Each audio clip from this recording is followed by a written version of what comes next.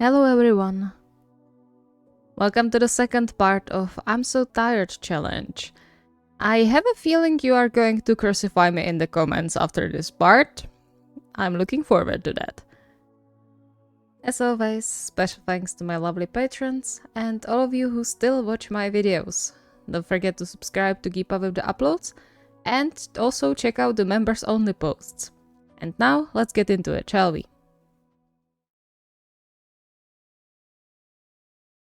In the light of the recent development concerning their potential family, Kunimi didn't need much acting skill to pretend he was tired. None, to be precise. All the thoughts and doubts haunting his waking hours got free rein at night, leaving him scared of the future and desperate. He was so tired he barely managed to think straight. And yet, whenever he closed his eyes, the onslaught of thoughts didn't allow him to fall asleep. Just like now, at 1 a.m. in the silence of their bedroom. And if we get a baby, it's not going to get better. A weak whine escaped his mouth as he buried himself deeper into the covers in hopes to silence the persistent little voice in his head, telling him there was no chance he wouldn't screw up.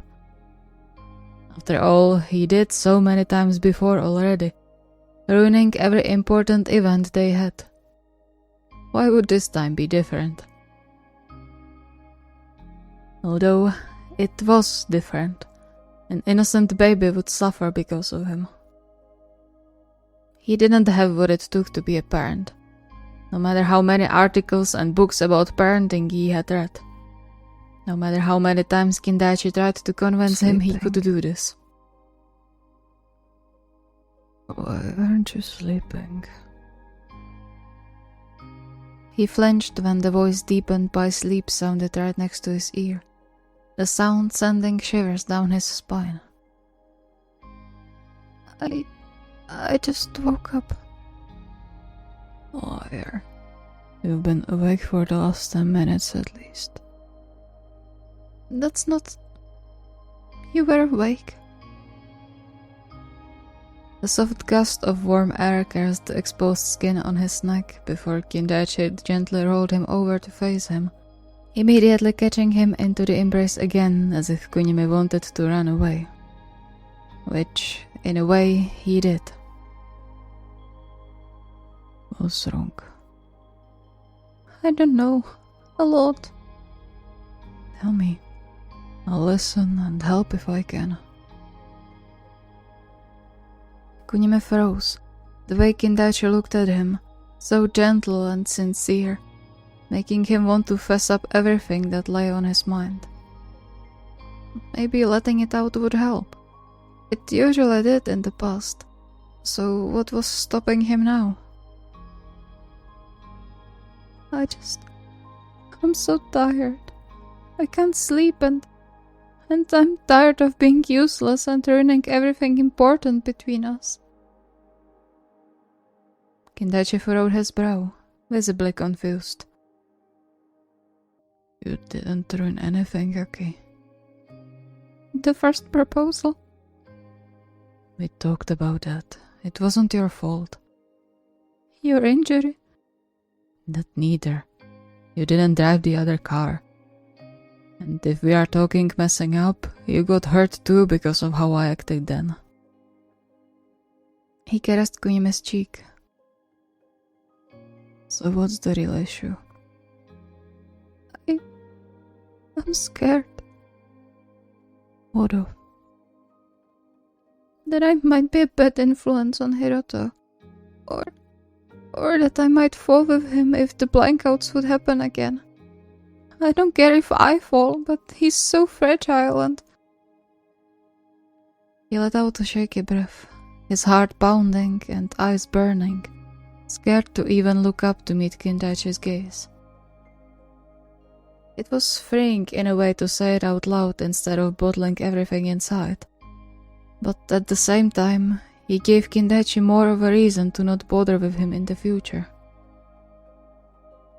His train of panic thoughts was cut short by the warm hand on his cheek and even warmer lips pressed against his. He instinctively leaned more into it, the kiss breaking the last invisible wall he put around himself. Just from the fact that you are worried about it, I know you can't be a bad influence. And I'll make sure neither of you fall or get hurt. I promise. You... I'm serious. Even if I have to break my legs again to catch you, I will. Always. Please don't. Don't hurt yourself because of me. Another, much lighter kiss landed on the tip of his nose. Not because of you. For you.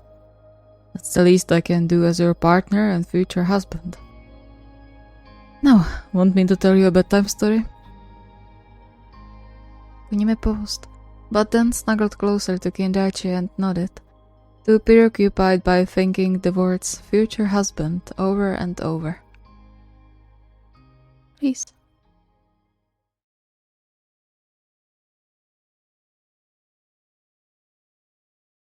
Feeling like a child waiting for a present the night before his birthday, Lev kept pacing around just to not stand still, hypnotizing his phone as if he could somehow make it ring. He appreciated that Yaku made time not once but twice throughout his day to call him, plus the several messages in between. But even the wait between them was excruciating when he had nothing else to do during the day. Unfortunately for his schedule, Yaku and Nakamura both forbade him from taking new jobs for the time being, citing his health as the main concern. On one hand, it made him melt on the inside that they cared so much for him.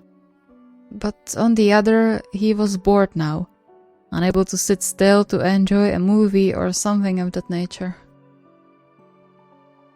The only thing saving him were the fashion magazines Nakamura brought him from her last shopping trip and the USB with fairy tales from all around the world he got from Kenma of all people the other day. Perhaps even his senpai felt sorry for him nowadays. Still, nice of him to download all that for me. Especially now it's useful when... He jumped when the phone finally vibrated on the table, launching himself at it as if it was a piece of meat. Hi Mori, how are you doing? Everything okay? Lev, don't tell me you were pacing around the phone again. Not even a hello. A soft sigh sounded from the other end. Hi Lev, I'm glad I can hear you again. Everything is fine here, nothing new. Okay, that's good. No changes is also good in a way. He chuckled, but his throat betrayed him by strangling the sound inside. Something Yaku was way too observant to not notice. And sure enough, his voice got much more serious immediately. What's wrong? Something happened, didn't it? Well... Life, what happened? It's alright, I promise, I'm fine. Just... I got another letter. Complete silence settled on the line, but which was telling more than 1,000 of words. Lev understood. His feelings were similar, whatever Yaku might have felt right now. What did it say? His voice sounded strange, strained like he had to force the words out, and Lev sighed. That it's good you left and... yeah, that's basically it. Do I have to ask Nakamura to read it to me? You don't have to. That was really the gist of it. The rest just repeated what was in the other ones. Should I go back to Japan? Lev froze, stunned by the question for a moment. It would be a dream come true. He hadn't wished for anything else than to have Yaku back for weeks, months even. They could be together again, sharing more than just a few calls a day. but the sound of the bomb exploding oh so close to his fiancée was still firmly engraved in his memory. And with the last letter. No, please, stay in Poland. You are safe there. Yeah, while you might be in danger. Not as much as you would be if you came back. Please, I'm begging you, stay in Poland. I wish it was different. I want to be with you every day. Really with you, not just over the phone. I'm just so tired of all this, you know? The constant looking over my shoulder, having to be closed here all the time, always worrying if the bastard didn't do something to you. I'm so tired of everything. He took a hitched breath, feeling like a deflated balloon, empty and shivering. Yaku's gentle call of his name snapped him back, and he could swear he felt the echo of his beloved's hand caressing his skin. I know. I feel the same. I wish it was different, but we have to deal with what we've been dealt. How about I tell you about the last match we had? We finally played Ushivaka's team. Really? How was it? Is he really so tough to receive?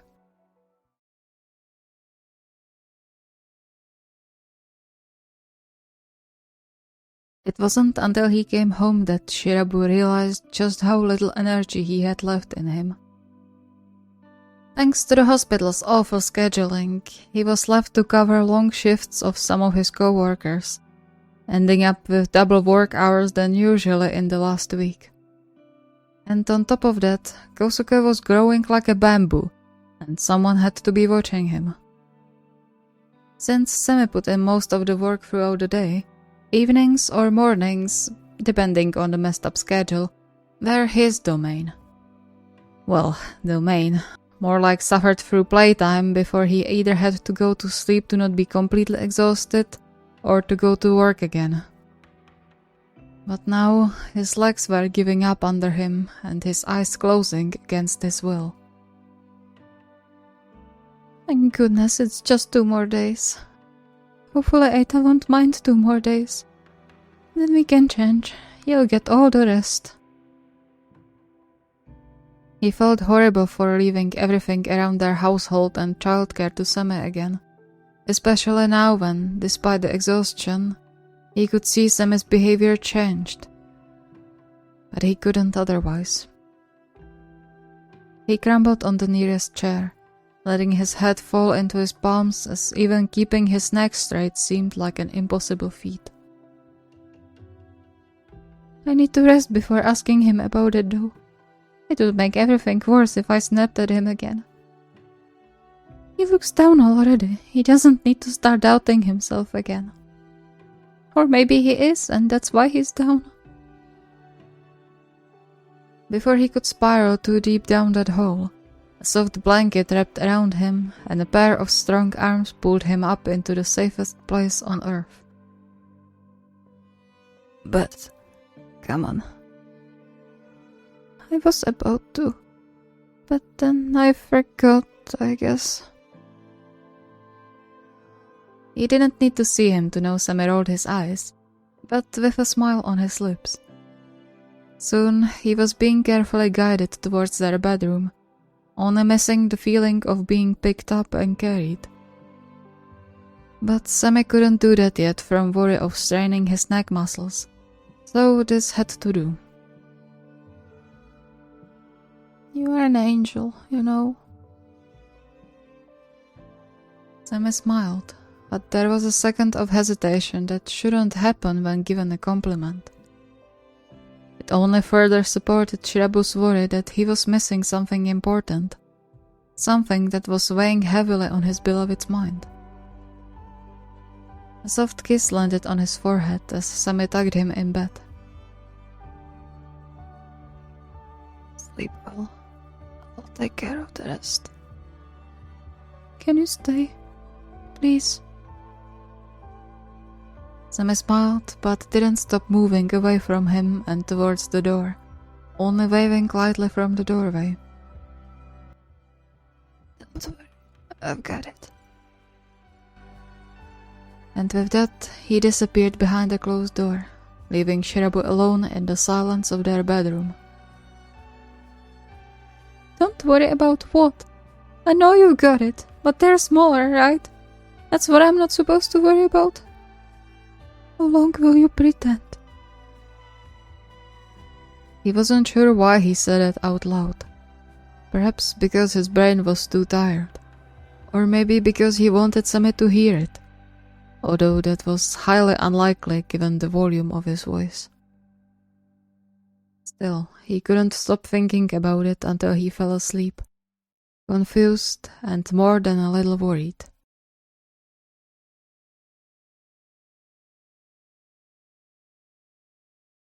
The more he thought about the challenge, the more he realized he might have accidentally came up with something that would make Suna worried.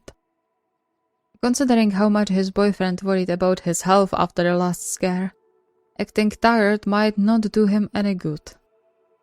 And no wonder.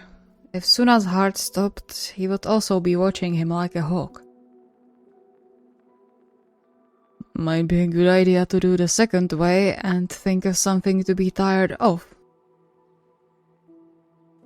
Just as he thought that, the light bulb above his head buzzed loudly, brightened almost to a blinding degree, and then went out with a loud crack. Annoyed groan leaving his mouth, Osamu turned the stove off and tapped around for the door, still grumbling under his breath. Might not be so difficult after all. What the fuck is going on? Samu, everything alright? Yeah, it's the wiring again. He finally moved into the empty restaurant area and into light, finding Suna already halfway to the kitchen, unsurprisingly looking rather concerned. Are you hurt? Soft smile curling his lips, Osamu caught his hand and pulled him into a hug, the closeness of his boyfriend melting away some of his annoyance. No, it was just a light bulb. But I'm so tired of everything breaking down all the time. Suna hummed quietly, his grip on Osamu's back tightening a little. Osamu led him, instinctively caressing his back the moment he felt Suna shiver. What were they even supposed to do at this point? None of the electricians could tell them what was going on in the shop.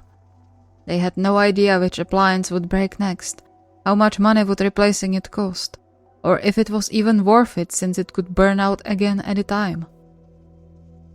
And the longer it went on, the more nervous Suna became, and it started to impact his professional career as well since he refused to leave Osamu's side except for when he had to go out for a practice or match. Maybe we should think about moving location. Osamu paused. Move. Yeah. This whole thing, it's dangerous. And even if it wasn't, what's the point of throwing money out for stuff that will end up catching on fire sooner or later? I'm not moving the whole restaurant because of some faulty wires. Why not? It's not just you anymore. I'll help you, so why? It's not that simple, Rin. He pulled away, clenching his jaw in a mirror of Suna's expression. Sure, it wasn't pleasant, but even if he did consider changing location, there was so much that would have to change as well. The business wasn't booming as much anymore, and doing such a drastic change wouldn't help it in any way. We gotta keep trying to find out what's happening. Yeah? And what do you think will happen after another week or month of searching when the last 3 months didn't turn up anything, huh? Maybe we just haven't looked properly. Apparently that was a wrong thing to say as Suna clenched his fists, his face twisting with something too close to despair for Osamu to dismiss it. I'm trying to keep you alive, you idiot! If I have to pay for the whole move, fine, I'll do it, I don't care. But I'm not risking you getting hurt again, you hear me?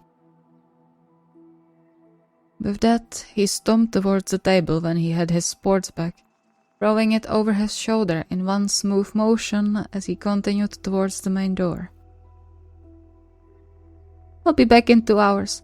Don't you dare to touch anything electric. Before Osamu could answer, the door shut behind him, leaving him standing in the silence of his beloved shop, which was now turning into a place of distraught.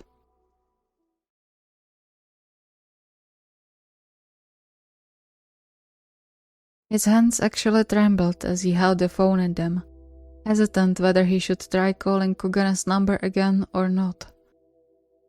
He tried numerous times before, trying to reach his fiancée to apologize and talk about what happened between them, or even to make sure he was alright since he already got attacked before.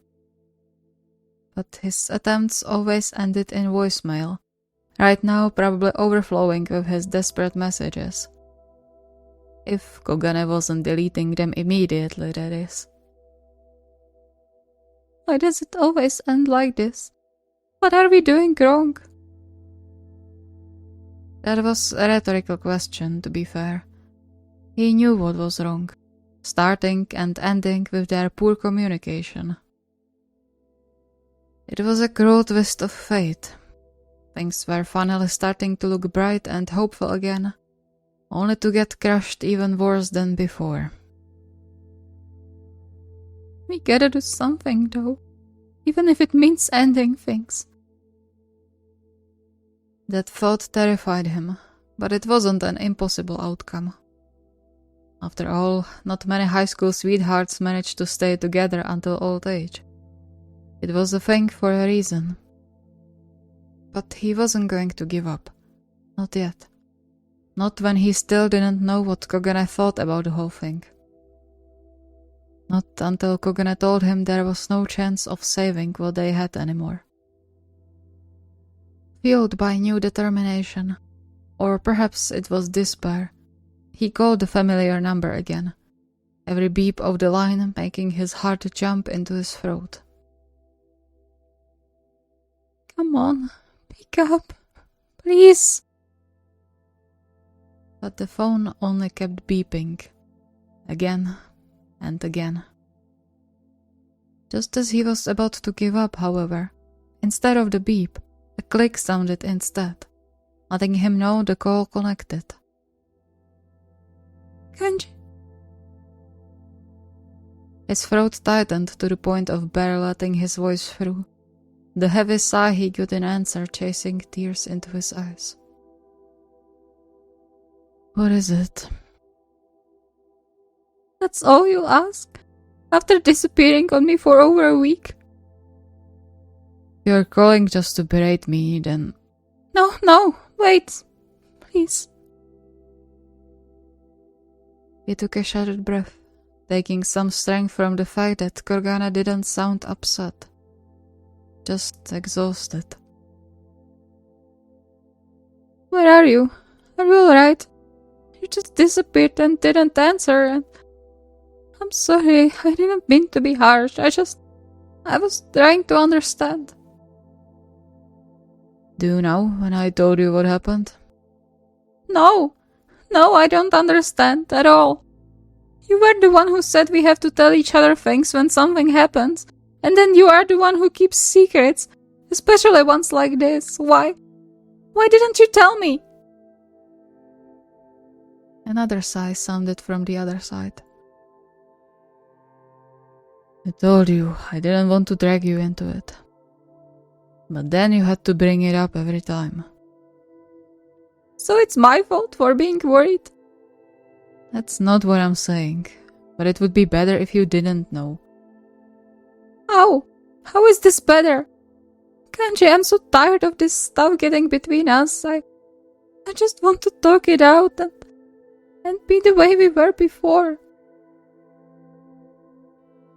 He could barely see anything now, his vision blurred, hands trembling as much as his voice, all but at the end of his wits. Why couldn't they just be happy like before? So, things change sometimes. Chill rushed through Goshiki's bloodstream, freezing him in place. Was Kogane really thinking of ending things with him? Or was he decided on that already and just looking for a good way to break the news to him? Feeling his lungs constricting, he clenched the phone in his hand, trying to collect himself at least a little bit. Are you breaking up with me? He jumped when, before Kogane answered, the doorbell rang loudly into the silence. Perhaps out of sheer despair to postpone hearing the fateful words, he hastily wiped his eyes and sprang up, rushing to the hallway. Someone's at the door. He wasn't even sure why he said it out loud, perhaps just to fill the silence. He ignored Kogane's weight and opened the door, flinching when two men he had never seen before looked at him from the darkened entryway. Do you need anything? We do indeed. Do you happen to know Koganegawa? We were told he lives here. Goshiki's blood ran cold, although he wasn't able to pinpoint the reason why. Maybe it was the way the man smiled, or maybe the way the two filled the entire doorway without even trying, towering over him despite him not being small in the slightest. No, he's not here. The stranger pouted before he shrugged. What a shame. But I suppose we could wait for him here, right? He smiled, sending shivers down Goshiki's spine. He'll let us in, right? Thank you so much for watching. I hope you enjoyed. I'm not going to enjoy the comments. Yes, I will. I always enjoy comments, but it's going to be fun to read through them, I have a feeling. So yeah, Kogagoshi is back in challenges and with style, let's say. They are going to get a one-shot after this. When? Hard to say, you know me. If you have any requests or ideas, the request form is linked in the video description. See you next time.